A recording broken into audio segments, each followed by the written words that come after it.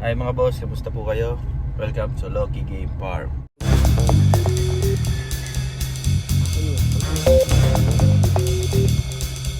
So ayun mga boss, pupunta tayo ngayon ng farm. Ibisita tayo ngayon kasi gugupitan natin yung mga pullets na gagamitin natin ngayong early bird at yung mga material, mga broodcock. Gago! Broodstag na gagamitin natin ngayon.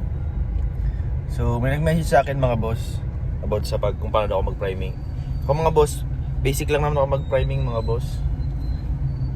Purga, tapos straight 3 days ng bacterial flushing, tapos paligo, then turok mga boss. Then weekly, bibigay ako ng promotor para sa babae 2 times a week. Tapos sa broodcock naman 1 times a week. Yun lang mga boss yung basic priming ko dito sa panagbe-breed kami. Kasi iba-iba naman mga boss yung yung pag-priming ng mga breeder. May mga iba-ibang experience din sila sa pag-priming. Tayo may sarili din tayo mga boss. Doon tayo hiyang, kaya yun yung sinusunod namin mga boss.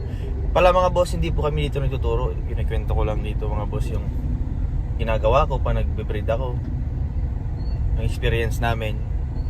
So ayun mga boss, pagdating ng farm, pakita ko sa inyo mamaya yung mga gamitin natin ulit.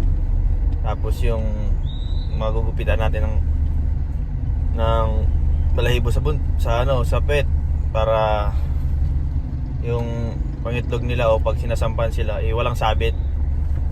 Kung baga, wala ng panty, papasok na lang. Hindi, joke lang mga boss. Pero yun mga boss, kahit basic lang mga ganun, kung tutusin, na-apply natin yun mga boss sa basic na pamamaraan ng pag-breed. So ayun mga boss, update ko kayo.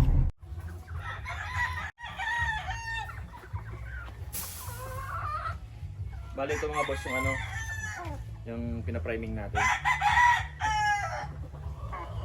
Gupitan natin yung nila dito.